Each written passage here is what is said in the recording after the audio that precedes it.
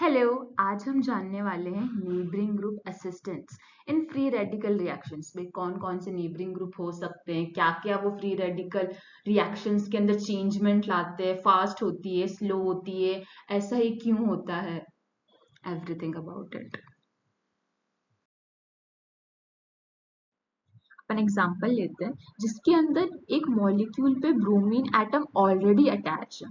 अगर अपन इस मॉलिक्यूल को वापस से ब्रोमिनेट करते हैं तो जो रिएक्शन होती है ना वो बहुत फास्ट हो जाती है और around 84 to 94% substitution happens at the carbon next to the existing bromine का।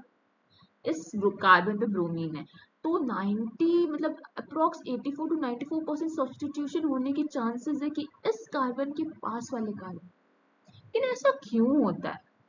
अब ये तो अपन को पता है ब्रोमीन है, लाइट अगर अपन इस पे डालेंगे तो होमोलिटिक क्लीवेज होगा और ये दो ब्रोमीन फ्री रेडिकल के अंदर कन्वर्ट हो जाएगा। लेकिन ब्रोमीन तो इलेक्ट्रॉन विड्रॉइंग ग्रुप है ना, ये तो इलेक्ट्रॉन विड्रॉ करता है, तो फिर क्यों जाएगा? क्योंकि फ्री रेडिकल तो भाई उसको इलेक्ट्रॉन ही चाहिए, इसके पास तो सिर्फ एक ही अनपेयर्ड इलेक्ट्रॉन है। और ब्रोमीन तो भाई इलेक्ट्रॉन विड्रॉइंग है, वो तो विड्रॉ करेगा तो डेफिशिएंसी होगी, डेफिशिएंसी होगी तो ब्रोमीन रेडिकल क्यों ही जाएगा। चलो इसको जानते हैं आज अपन।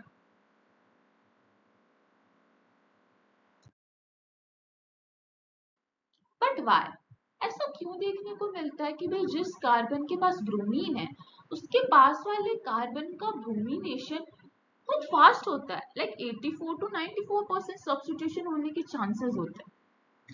चलो देखते हैं। This is surprising because position close to a minus I group जैसे कि ब्रोमीन है शुड बी डीएक्टिवेटिंग ना, डीएक्टिवेटिंग नेचर शो करना चाहिए, माइनस आई ग्रुप पे withdrawing electron withdrawing effect show करता है, लेकिन ऐसा नहीं होता है। This unusual regioselectivity is explained by its mechanism. इसके मैकेनिज्म से अपन को ये बात पता चलेगी कि ऐसा क्यों होता है। इस मैकेनिज्म में अपन देखेंगे एब्स्ट्रैक्शन ऑफ हाइड्रोजन। ये हाइड्रोजन है, ब्रोमीन फ्री रेडिकल, ये इसके पास जाके बॉन्ड बनाता है। अभी पार्शियल बॉन्ड बनाएगा, ये पार्शियल बॉन्ड बनाएगा, उससे ब्रोमीन तो माइनस का इफेक्ट करता है, उसको तो इलेक्ट्रॉन चाहिए तो इलेक्ट्रॉन विड्रॉ करेगा। ये भी पार्शियल बॉन्ड बना रहा कार्बन के साथ। अब कार्बन के 5 वैलेंसी नहीं हो सकती ना, 1 2 3 4 5, तो ये जो हाइड्रोजन है ना ये भी पार्शियल बॉन्ड बनाएगा। अब ये भी बॉन्ड बना रहा है, ये भी पार्शियल बॉन्ड, तो एच एन बी आर का फॉर्मेशन हुआ, माइनस हो जाता है H B R, H B R minus हो गया। अब हमारे पास क्या बचा? Bridged free radical. अभी ब्रिज्ड फ्री रेडिकल स्टेबल भी है। अब इसमें ब्रोमिनेशन होता है Br2 को अपन ऐड करते हैं तो Br2 सीधा जाता है और यहाँ पे अटैक करता है।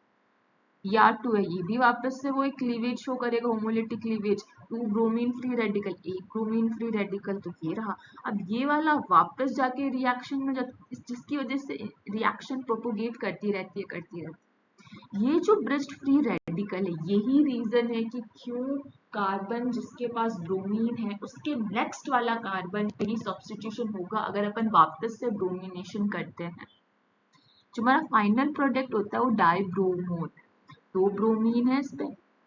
सेकेंडली जो अरेंजमेंट, जो स्टीरियो केमिस्ट्री यहाँ पे देखने को मिलती है वो रिटेंशन की होती है। मतलब यहाँ पे H था, यही H रिप्लेस होके यहाँ पे भी आ रहा है, यहाँ पे कोई चेंज नहीं हुआ है कि भाई स्ट्रक्चर चेंज हो गया, नहीं, जो कॉन्फ़िगरेशन था, जो स्टीरियो केमिस्ट्री थी वही रही है, सिर्फ एक एटम का रिप्लेसमेंट हुआ है।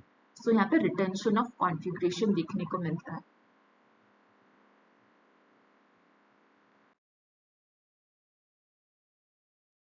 So let's recap it. First हमारा कॉन्सेप्ट है नेबरिंग ग्रुप का। नेबरिंग ग्रुप अपन ने यहाँ पे कौन सा लिया था? ब्रोमीन। सेलेक्टिविटी, अब ब्रोमीन की वजह से सेलेक्टिविटी पे क्या असर देखने को मिला कि जो ब्रोमीन जिस कार्बन से जुड़ा हुआ है उसके जो पास वाला कार्बन है उसका जो सब्स्टिट्यूशन होने की जो संभावना है वो 84 to 94% इंक्रीज हो जाती है और वो फास्ट हो जाती है। इसका रीजन हमने ये देखा कि वहां पे ब्रिज्ड रेडिकल स्टेबलाइजेशन देखने को मिलता है। मैकेनिज्म में हमने ये देखा कि ब्रिज्ड रेडिकल इंटरमीडिएट का फॉर्मेशन हो रहा है, और इसकी जो स्टीरियो केमिस्ट्री थी वो रिटेंशन ऑफ कॉन्फ़िगरेशन थी, मतलब जो जैसा ही कॉन्फ़िगरेशन पहले देखने को हमें मिला था वैसा ही हमें बाद में देखने को मिला, सिर्फ जो हाइड्रोजन एटम था वो चेंज हुआ ब्रोमीन से। The end.